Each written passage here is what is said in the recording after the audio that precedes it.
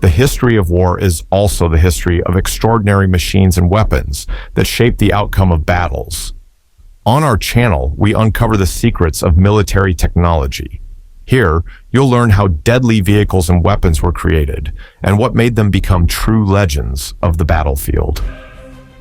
If you enjoy our podcast, you can support us on Patreon or purchase STL files of military vehicles for 3D printing designed by our AV Military Studio. In today's episode, we'll talk about the Panzer V Panther, a tank that was meant to change the fate of the front lines. The Panther was an incredibly advanced machine for its time, a successor to the Panzer III and Panzer IV. But despite its impressive features, design flaws limited its effectiveness during World War II. Let's take a closer look at its construction, both its strengths and its weaknesses. On paper, the Panzer V Panther looked like a phenomenal war machine, and if you pull out its individual stats, they're equally impressive.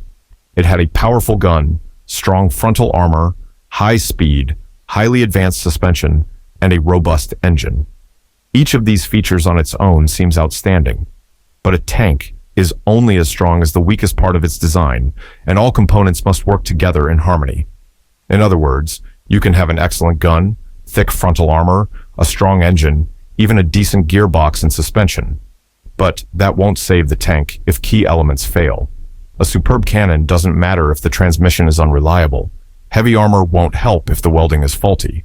That's why you can't judge the Panther's quality by looking at just one technical specification in isolation. It's the sum of all parts that determined its true performance on the battlefield. Let's take a moment to go back to the origins of the Panzer V Panther. When preparing for war, Germany planned to rely primarily on medium tanks, weighing around 20 tons. This concept led to the development of the Panzer III and Panzer IV. The weight limit was more important than it might seem. It had to align with the capacity of most German combat engineer bridges. To ensure tanks could cross pontoon bridges safely, the goal was to keep their mass within the 20 to 30-ton range. That's why both German tanks and the early assault guns were designed to fit within those limits. The Panzer III and Panzer IV became the backbone of the Wehrmacht's armored forces, forming the bulk of its tank divisions. These were the tanks Germany rolled into the Soviet Union with during Operation Barbarossa in 1941. But to their shock, the Germans quickly discovered that their tank doctrine was outdated. The 50mm guns on the Panzer III and the short-barreled 75mm guns on the Panzer IV were no longer sufficient. The Red Army had leapt ahead technologically, introducing the new T-34 medium tank and the KV heavy tank. The T-34, while technically a medium tank, was edging closer to 30 tons in weight. It was armed with a 75mm gun and protected by 45mm of armor. On paper, that didn't look much stronger than the Panzer III or IV, but its sloped armor dramatically increased its effective protection, making it far more resilient in combat. Even more troubling for the Germans were the KV heavy tanks, Clement Voroshilov models, with armor so thick that neither the Panzer III nor the Panzer IV could penetrate it. This forced the Germans to face a harsh reality. Their concept of 20-ton medium tanks as the future of armored warfare had become obsolete.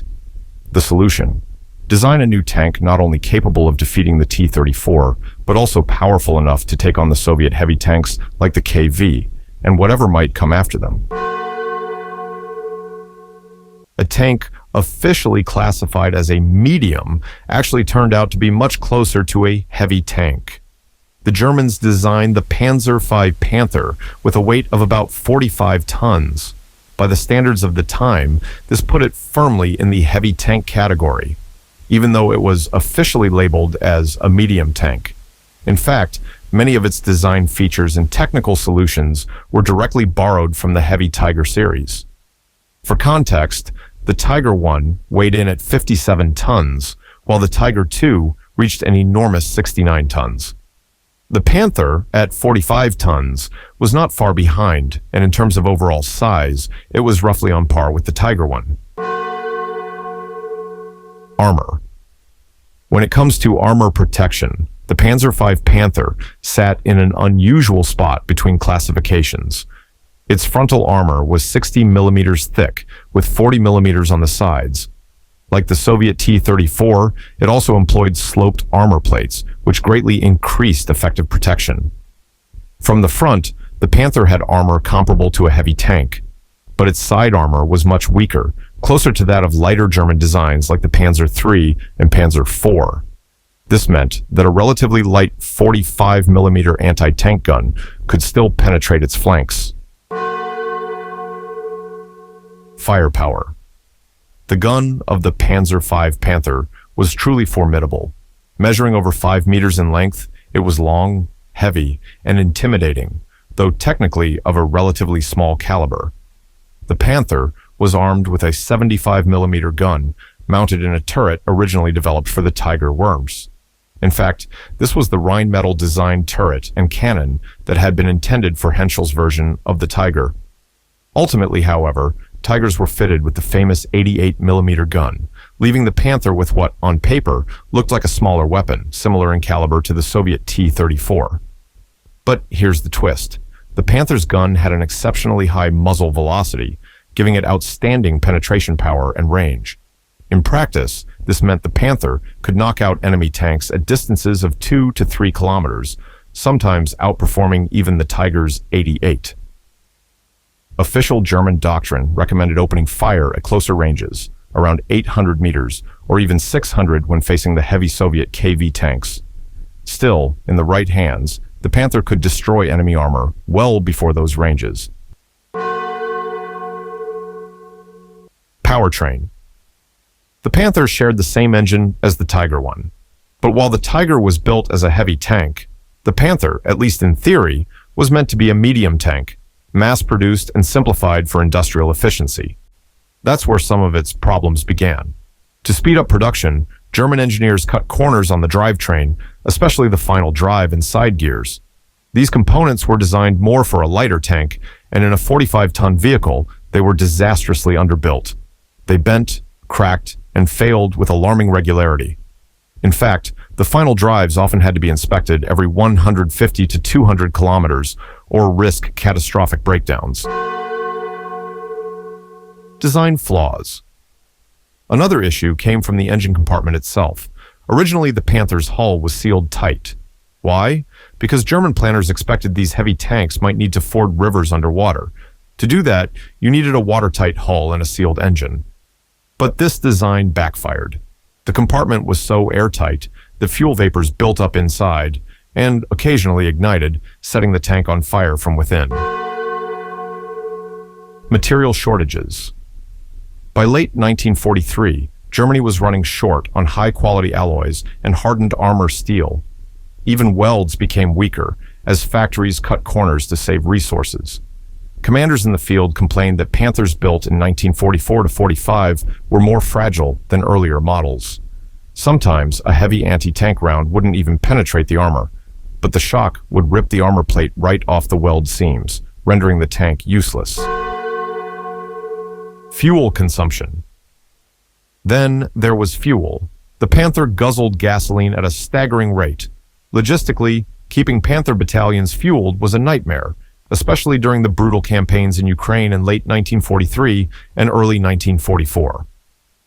Countless Panthers were abandoned, blown up by their crews, or captured by the Red Army, not because they were destroyed in battle, but simply because they ran out of fuel. To put it in perspective, a single Panther consumed more fuel than 2 Panzer IIIs combined. Advanced engineering and fatal flaws. The Panther was almost too advanced for its own good. Technically complex and packed with cutting-edge solutions, it was a nightmare to repair once it broke down. Spare parts were scarce, and the intricate mechanisms made field repairs nearly impossible. But the real strength of tanks on the battlefield isn't just firepower or armor, it's numbers. Anti-tank weapons, mines, and rough terrain inevitably disable hundreds of tanks. Victory depends on being able to replace them quickly. With the Panther, Germany simply couldn't do that. Speed. At a cost. On paper, the Panther was blisteringly fast. In Nazi propaganda, it was often hailed as the fastest tank in the world. Thanks to its advanced suspension and powerful engine, it could theoretically reach speeds of over 50 kilometers per hour, an impressive figure for its time. But in practice, this speed came with a price. At high velocity, vibrations shook the entire vehicle, fuel leaks appeared, and the engine's excessive power actually outstripped the strength of the transmission. Eventually, German engineers had to throttle down the engine, limiting its maximum output. Tank crews were even ordered not to use full throttle because pushing the Panther to 100% power could destroy its drivetrain. The bottom line: tanks must be judged not only by their armor thickness or gun caliber, but by their strategic and operational value. And in that sense, the Panther failed. For all its strengths on paper, its design flaws, logistical burdens, and mechanical fragility made it a poor investment. When you weigh cost against battlefield effectiveness, the Panther wasn't a wonder weapon. It was a mistake.